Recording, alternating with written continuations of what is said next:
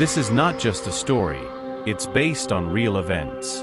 In 1996, the small Brazilian town of Varginha became the center of one of the most infamous UFO incidents in history. But what really happened that night? And what secrets were buried under layers of conspiracy? Let's uncover the mystery. In the quiet hours of January 13, 1996, along the lonely stretch of Highway BR 491, a family returning from a wedding found themselves at the center of an inexplicable phenomenon. The road ahead of them was bathed in a strange, pulsating red light, as if the night sky had split open to reveal an alien sun. The glow was intense, unnatural, and seemed to follow their car, drenching the landscape in its eerie brilliance. As the light drew closer, the family's car suddenly sputtered to a halt, the engine lifeless despite João, the driver, frantically turning the ignition. A chilling silence enveloped the scene, as though the world itself had stopped breathing. Inside the car, an unshakable sense of dread crept over everyone, a primal instinct whispering, "You're being watched." João, determined to get his family home safely, stepped out to check the engine. But as soon as he opened the hood, his breath caught in his throat. "That's when I saw it," he would recount later, his voice trembling with disbelief. Something was out there, watching us, closely. A shadow, impossibly fast, darted between the trees, accompanied by a low metallic hum that seemed to vibrate the very air. João froze, unsure whether to run or investigate, but before he could decide, the light blinked out as suddenly as it had appeared, leaving the family in darkness, their hearts pounding. What they didn't know was that this was only the beginning. Meanwhile, in the heart of Varginha, a group of fishermen camping by a quiet stream would also encounter something that defied explanation. It began with an unsettling sound, soft rustling in the dense undergrowth. Then, glowing red eyes pierced the darkness. At first, they assumed it was an animal, perhaps a large cat prowling the night. But as the creature stepped into the moonlight, it became clear this was no ordinary beast. It was tall, skeletal almost, one fisherman later described, his voice still shaken. Its arms were too long for its body, and its skin. It was unlike anything I've ever seen. But the smell, it was the smell that made me sick. Like rotting meat under the blazing sun. Terrified, the group fled, abandoning their camp. But Jonas, the youngest of the fishermen, returned at dawn, determined to make sense of what they'd seen. Near the stream, he discovered a slimy greenish residue clinging to the rocks, as well as circular burn marks scorched into the grass. Jonas collected a sample of the substance in a small jar, his curiosity overriding his fear. But what happened next deepened the mystery. Days later, Jonas vanished without a trace. His belongings remained untouched in his home, but the jar he'd collected, the only piece of tangible evidence, was gone. The strange events of that night didn't end there. In the shadows of an abandoned factory on the outskirts of Varginha, night watchman Antonio witnessed something that would haunt him forever. Military vehicles had arrived in force, trucks, jeeps, and even helicopters, filling the air with tension and secrecy. Antonio watched from the safety of a nearby hill as soldiers unloaded something heavy, wrapped in thick black tarps. "It was alive," Antonio whispered to a friend years later. "I swear whatever was under those tarps, it was struggling. The way it moved, it was like it didn't want to be there." The convoy disappeared into the factory, and the area was sealed off with military precision. Antonio didn't stay to watch what happened next. Something in his gut told him this was no ordinary operation, and he wanted no part of it. The following morning, Ana Clara, a schoolteacher and well-known figure in the community, received a visit she would never forget. Two men in dark suits arrived unannounced at her doorstep, claiming to be government officials. They began questioning her about a strange light she had casually mentioned to a neighbor the previous day. They were polite, Ana later told a friend, but something about them was off. It was like they already knew what I'd seen. They just wanted to make sure I wasn't telling anyone else. As one of the men continued asking questions, the other quietly wandered through her home, his eyes scanning every corner. When Anna confronted him, the man gave her a cold smile, followed by a chilling warning: "For your safety, stay out of this." That evening, Anna confided in her closest friends, but their advice only deepened her unease. "No one's going to believe a teacher talking about aliens," one of them said. At a nearby hospital, a doctor working the graveyard shift shared his own disturbing account. Around 3 a.m., a group of soldiers arrived carrying what they claimed was a burn victim. But as the doctor examined the body, his professional detachment gave way to horror. "The skin. It wasn't like anything I'd ever seen," he later said in an anonymous interview. "It was translucent, almost like glass, and the eyes were completely black. There was this deep wound in the abdomen, and the smell, it was unbearable, like something that had been dead for weeks." Before the doctor could examine further, the soldiers abruptly removed him from the room. The body was taken away, and within hours, the doctor was transferred to another facility without explanation. Even as these events unfolded, the mysterious occurrences in Varginha showed no sign of slowing. Eduardo, an amateur radio operator, picked up an unusual transmission late that night, static interspersed with fragmented words in an unrecognizable language. The transmission repeated a rhythmic pulsing sound, like a heartbeat. Eduardo managed to record part of the transmission, but when he shared it with fellow radio enthusiasts, he received an unexpected visit. Two men, dressed much like those who had visited Ana Clara, arrived at his home. They confiscated his equipment and left him with a single ominous warning: "Forget what you heard." From that night on, Eduardo received a series of anonymous phone calls. Each time, the voice on the other end whispered the same words: "Leave it alone." 2 weeks after the initial sightings, the strange lights returned, brighter and more numerous than before. This time, they moved in synchronized patterns across the sky, defying the laws of physics. Maria, a young mother, was awoken in the dead of night by a suffocating heat. Peering out her window, she saw a beam of light descending onto a nearby field. "It was like lightning, but completely silent," she said. And then everything just stopped. The light was gone, and the night felt darker than ever. By morning, the field was scorched, its vegetation reduced to ash. Nearby animals refused to approach the site, behaving as though something invisible and deeply wrong remained there. The Varginha Incident: Secrets from Beyond. Back in the city center, strange noises began to plague residents during the early hours of the morning. At first, they were faint, low-frequency metallic hums that could almost be mistaken for distant machinery. But soon, whispers joined the sound, faint and overlapping, as if multiple voices were speaking in a language no one could understand. Carlos, an electrician working on a power pole, managed to capture a portion of the noise on a portable recorder. He replayed the audio over and over, trying to make sense of it. When amplified, the whispers seemed to form a sequence of words interspersed with static and tones resembling Morse code. Intrigued, Carlos shared the recording with a group of audio experts. However, before their analysis could be completed, their equipment was confiscated by men claiming to represent national security. On the outskirts of Varginha, in a remote farmhouse cloaked in fog, an elderly woman named Dona Claudia had her own unsettling encounter. Early one morning, she found a strange, small figure crouching in her backyard. It had enormous, unblinking eyes and skin that seemed to shimmer, changing color depending on the angle of the light. At first, fear rooted her to the spot, but as she observed the creature, she realized it seemed frightened. Its movements were slow, hesitant, like an animal unsure of its surroundings. Summoning her courage, Dona Claudia left a bowl of water and some bread on the ground. She stepped back, giving it space. When she returned minutes later, the creature was gone.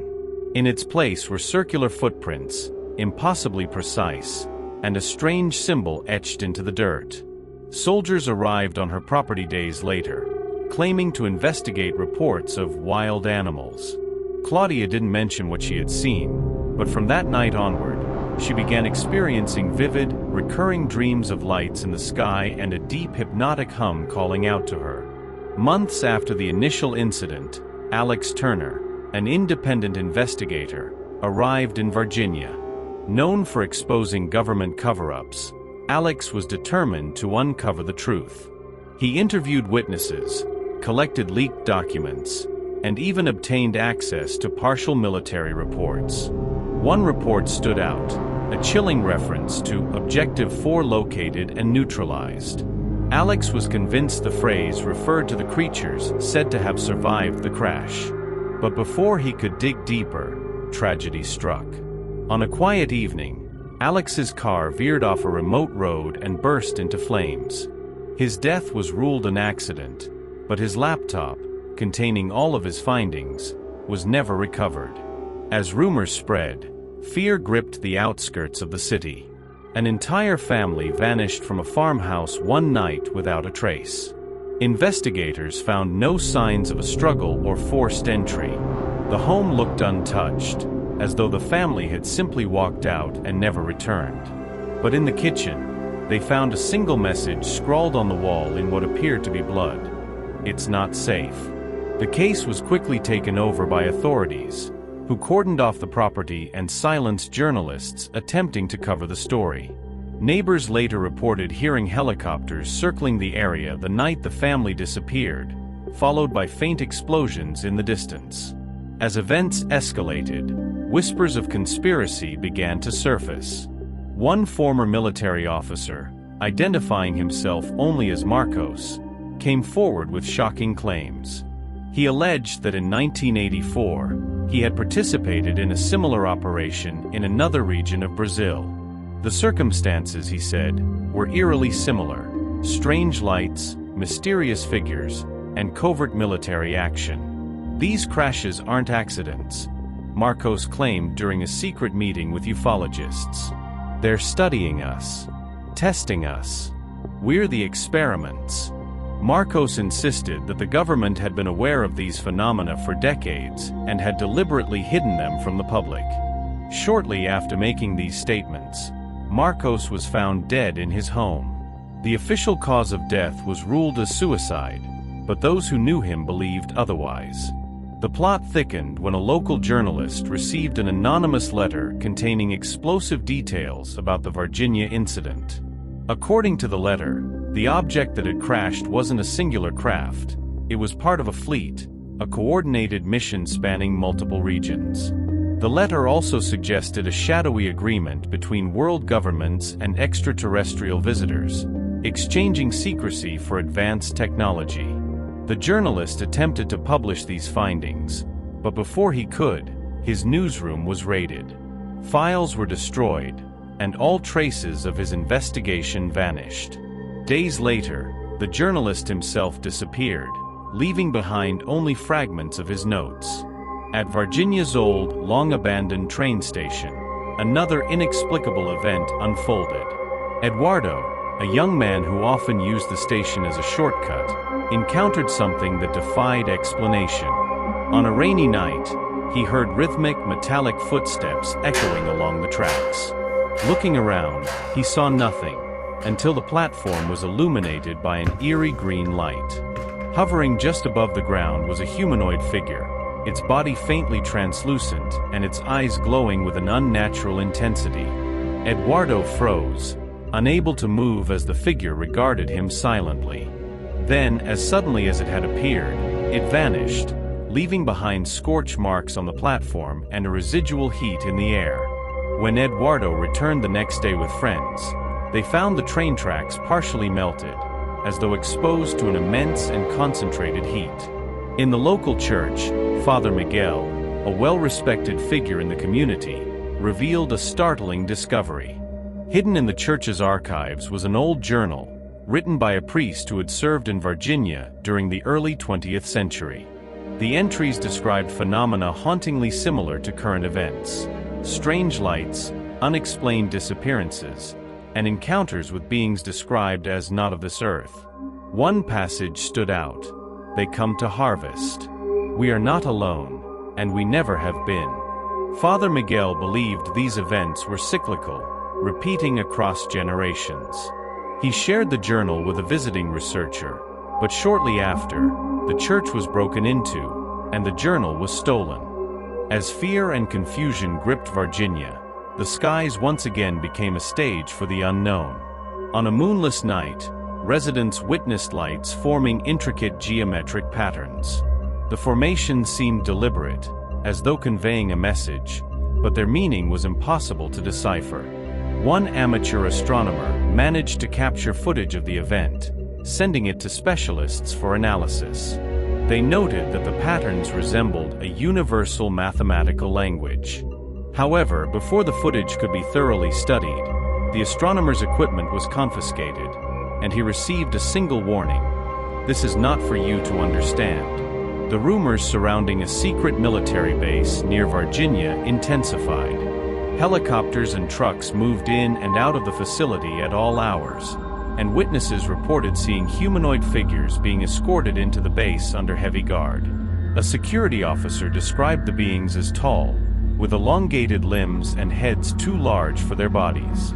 They looked sick, he said, like they didn't belong here, like the air itself was poison to them. Shortly after sharing his account with a friend, the officer disappeared. As the mystery deepened, an independent journalist named Luisa Carvalho obtained a leaked government report titled Object 96. The document described the crashed object in chilling detail. It wasn't just an ordinary craft, it was part of a larger fleet, potentially orbiting Earth for unknown purposes. The report also mentioned a response triggered by the crash, though it gave no further explanation.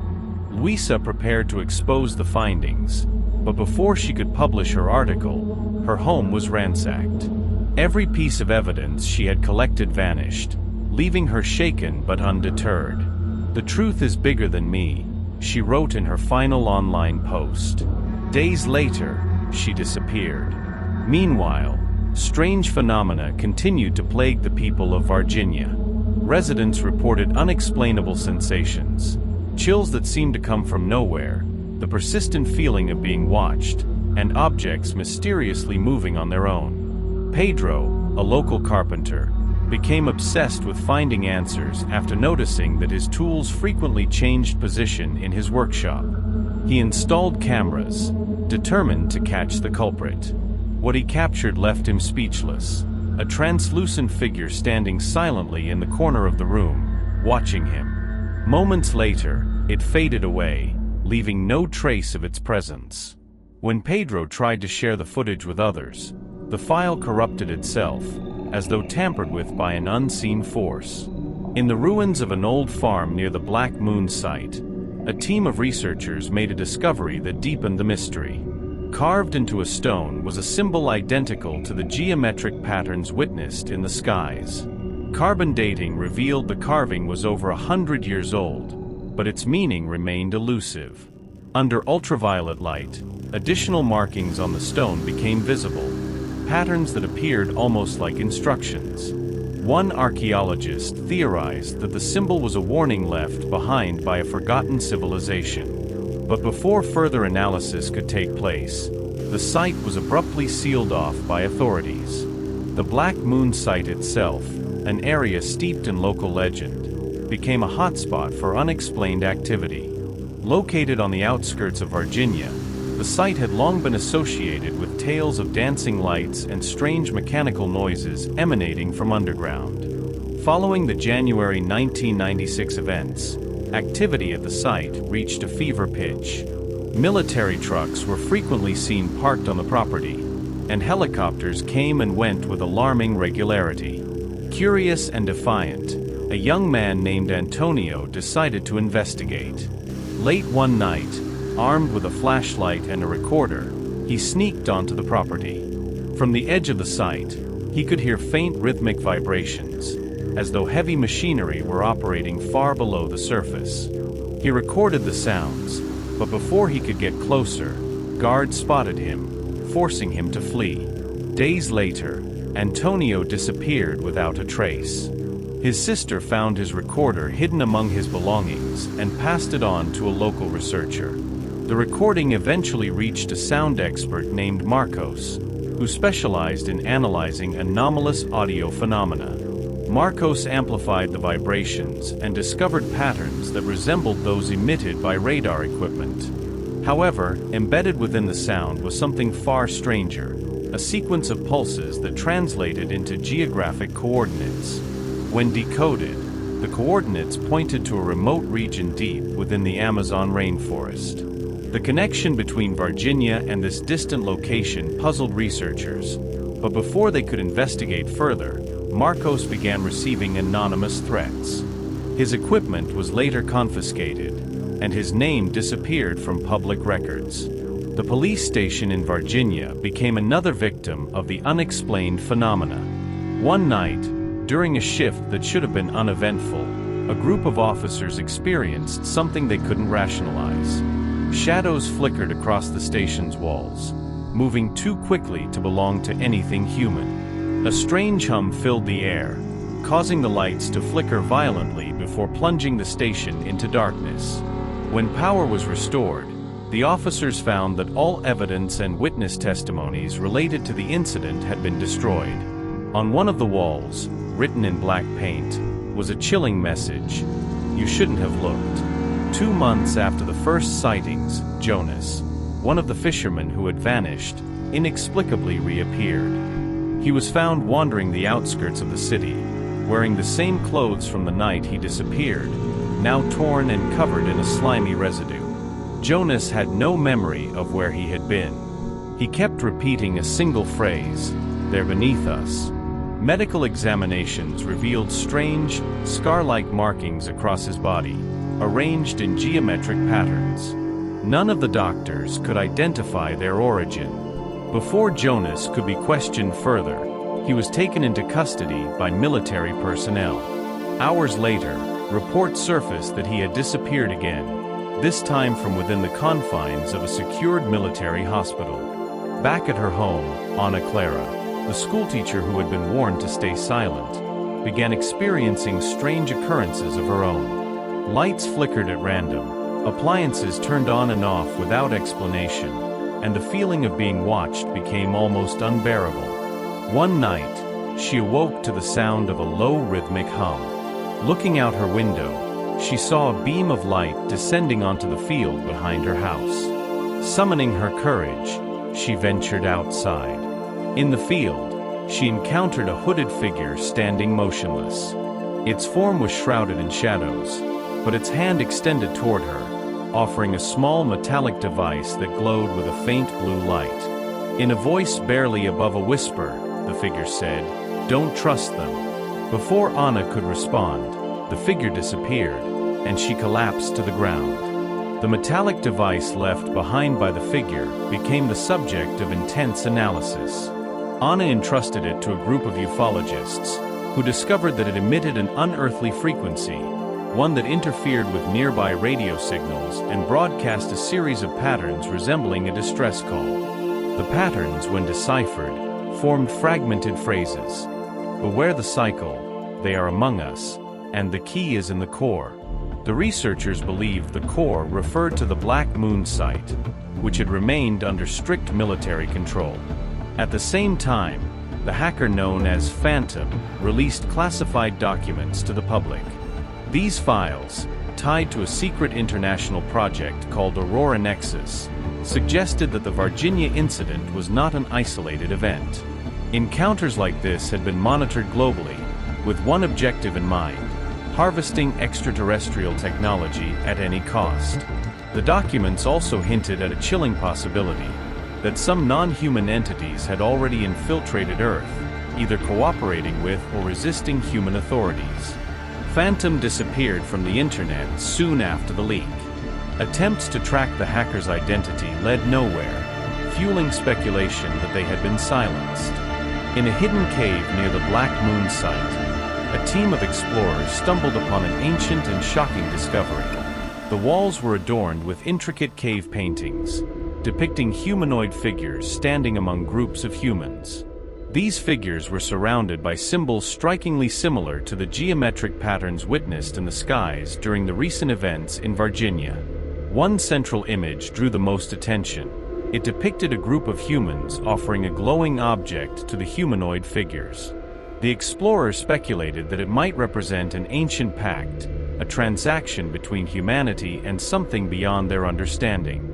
Carbon-14 dating revealed the paintings to be over 10,000 years old, reinforcing the theory that these events were part of a much larger and older cycle.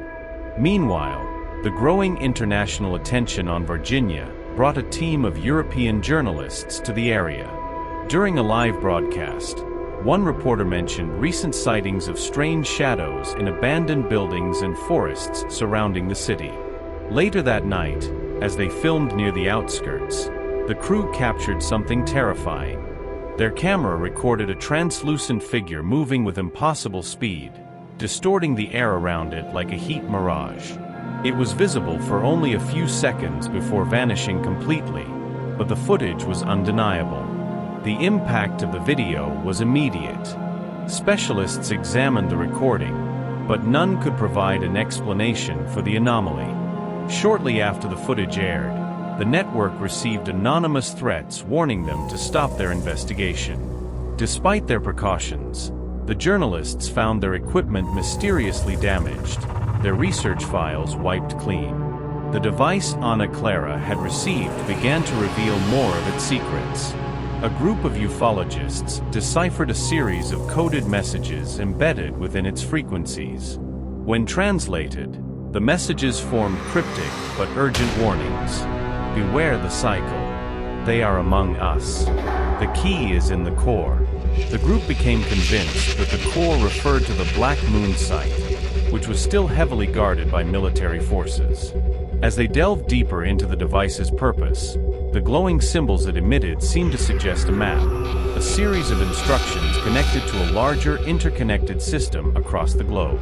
Around the world, similar reports began to surface. In Russia, a team of scientists investigating strange lights vanished without a trace. In India, an entire village was discovered abandoned, with signs of a struggle but no bodies. In the United States, military forces cordoned off a desert site following reports of bright-eyed beings emerging from underground burrows. The connection between these incidents and Varginha became increasingly apparent, suggesting that the phenomenon was not isolated. It was global, and possibly even coordinated.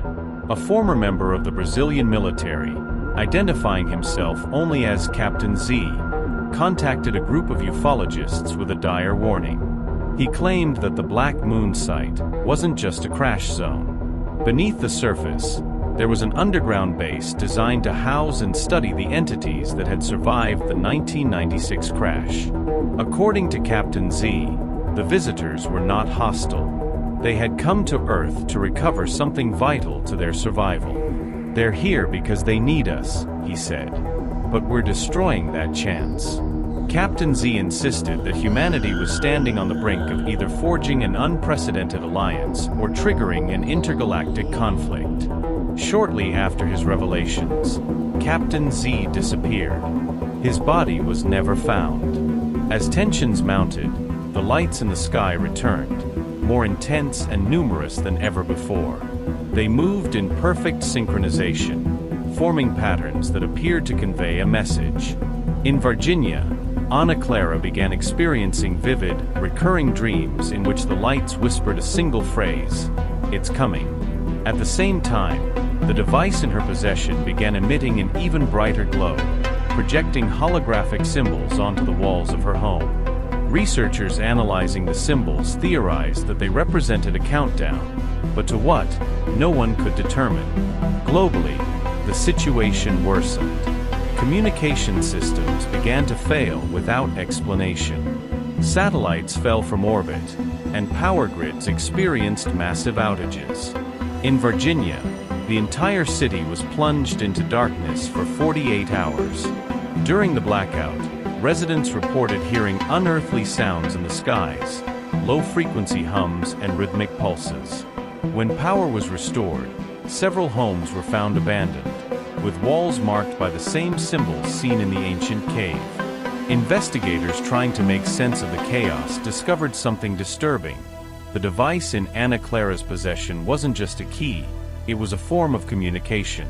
It was designed to bridge the gap between two species, but someone or something was interfering with its signals, distorting its message into a perceived threat. The researchers proposed a grim theory. There was a rival force, an enemy of the visitors, working to sabotage any chance of cooperation between humans and the extraterrestrial beings. On the night when the device's glow reached its peak, the lights in the sky aligned directly over Varginha, forming an intricate and breathtaking pattern. The city descended into chaos as residents sought refuge in churches and abandoned buildings, fearing the worst. Electricity was suddenly and inexplicably restored, but electronic devices began malfunctioning. Television screens flickered with static, but amidst the interference, a distinct symbol appeared, a pulsating circle surrounded by alien markings. Ana Clara, now joined by a small group of specialists, including Marcos, the sound analyst, Father Miguel, who had studied the ancient cave paintings, and Ethan Clark, an international journalist documenting similar events, realized that the time had come to confront the truth. Their research led them to one conclusion. The core mentioned in the device's code was the heart of the Black Moon site. If there was any chance of understanding the device's purpose, it would be there. As they approached the site, the group faced intense military resistance. Soldiers patrolled the perimeter, armed with advanced weaponry. But something unexpected happened. The moment Ana Clara held the glowing device close to the site's fence, it emitted an intense pulse of light, disabling all electronic systems within a 50-meter radius. Weapons, cameras, and even vehicles were rendered useless. In the confusion, the group managed to slip past the guards and enter the site. Inside, they found an enormous buried structure made of a material that seemed to absorb light. The walls were covered in the same symbols seen in the cave and on the device. At the center of the structure stood an archway, an active portal emitting a constant low hum. As the group approached the portal, the device began vibrating in Ana Clara's hands. Symbols projected from it onto the archway, causing the portal to glow brighter. Slowly, the hum grew louder, and the air seemed to ripple with energy. Suddenly, a translucent figure emerged from the portal. Its form was alien yet familiar, its glowing eyes radiating both urgency and sorrow. Without speaking, it transmitted a message directly into their minds. The choice is yours. Complete the cycle, or lose everything. As the portal's energy intensified, the translucent figure became more defined. It wasn't entirely humanoid. Its elongated limbs and glowing contours suggested it was something far more advanced.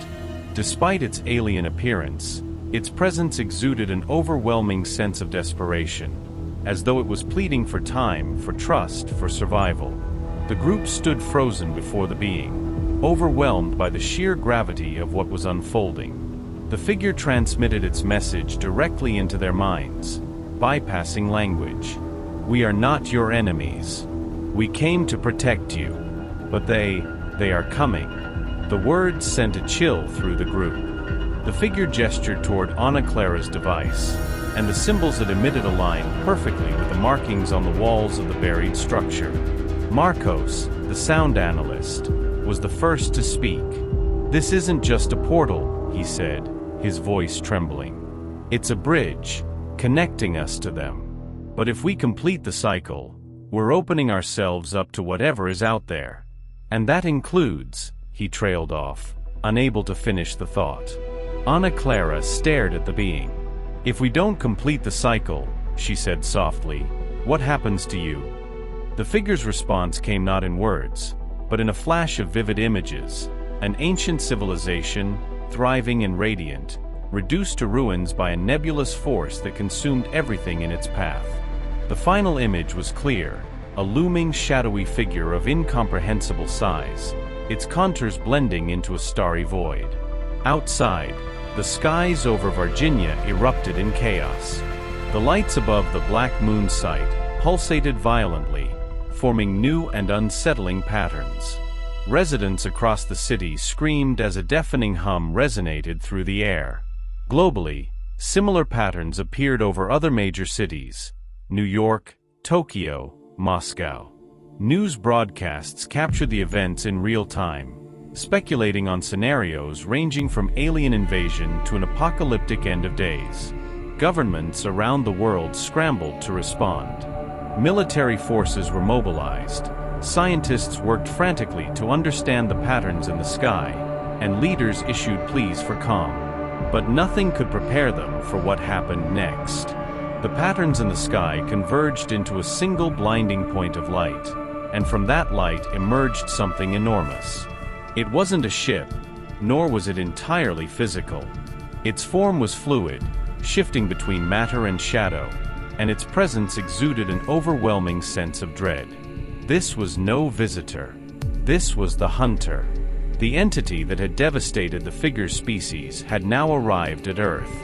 Inside the portal chamber, the translucent figure spoke once more, its message tinged with urgency. There is still a way, but it requires sacrifice. The figure's meaning was clear. The only way to stop the Hunter from destroying Earth was to deactivate the portal entirely, severing the connection between humanity and the visitors forever. This would mean losing all of the knowledge, all of the technological advancement, and perhaps even any chance of future contact. Ana Clara's hands trembled as she held the glowing device. The decision rested on her shoulders, a schoolteacher who had stumbled into an unimaginable responsibility. If she shut down the portal, she would save humanity from immediate destruction, but lose the opportunity for a future that could catapult Earth into a new era. If she completed the cycle, humanity might advance, but at a catastrophic cost. "I can't make this choice," Ana whispered, tears streaming down her face. Marcos placed a hand on her shoulder. "You can. You have to. Remember what the figure said. The choice is ours. It's always been ours." As Ana wrestled with her decision, Ethan Clark, the journalist, revealed his true intentions. He wasn't just a reporter documenting the incident. He was an agent of a secret organization called the Order of the Veil. Their mission was simple: to ensure humanity never made contact with extraterrestrial civilizations, no matter the cost. "This isn't about trust or alliances," Ethan said, pulling a small device from his bag. "It's about survival." Humanity wasn't meant to have this kind of power. Before anyone could stop him, Ethan activated his device, which emitted a sharp, high-pitched tone. The portal began to destabilize, its energy surging erratically. The translucent figure recoiled, its form flickering like a dying flame. "No!" Ana screamed, rushing toward Ethan. She wrestled the device from his hands, but the damage had already been done. The portal was collapsing, and the energy it emitted was spiraling out of control. As chaos erupted inside the chamber, the skies outside reached a critical point. The Hunter's form expanded, its nebulous tendrils stretching across the horizon. Its presence triggered violent storms, and the ground beneath Varginha began to quake. The translucent figure, now barely visible, transmitted one final message to Ana Clara: "You are the key. Only you can reset the balance." Ana realized what it meant. The device she held wasn't just a tool, it was a conduit. By merging with the portal's energy, she could stabilize it, sever the connection to the Hunter, and ensure Earth's survival. But it would come at the ultimate cost: her life. Ana turned to the group, her expression resolute. "If this is the only way, then I have to do it. For all of us." "No, Ana," Marcos pleaded. "There has to be another way." But Ana smiled through her tears. "Maybe there is. But we don't have time to find it." She stepped into the portal's energy field, clutching the device tightly. The symbols on its surface glowed brighter than ever, illuminating the entire chamber. A deafening hum filled the air as the energy stabilized, creating a massive pulse that shot upward into the sky. The hunter froze, its tendrils retracting as the pulse struck it. Slowly, its form began to dissolve, consumed by the very energy it sought to destroy. The skies cleared, the storm ceased, and the city fell silent. When the light subsided, Ana Clara was gone. The portal had collapsed, leaving only a faint imprint of its structure. The glowing device she carried had vanished with her. In the aftermath, humanity began to rebuild. Though the portals were gone, something had changed. Reports began to emerge of Ana Clara appearing in dreams and visions, her presence offering guidance and hope to those who needed it most. The ruins of the Black Moon site became a place of pilgrimage, a symbol of sacrifice and resilience. Scientists continued to study fragments of the portal, hoping to one day unlock the knowledge that had been lost. And though the lights in the sky never returned, astronomers discovered a faint star pattern resembling the cycle map, as though the visitors had left one final trace, a reminder that humanity's story was far from over. In a forgotten military archive, a hidden document surfaced, its final words sending chills through those who read it. The cycle will return, and she will be waiting. The unknown is not something to fear, but to explore. And perhaps when we are ready, the cycle will begin again. Until then, the universe is watching us. Share your theories in the comments, and don't forget to subscribe to the channel for more stories that delve into the unknown.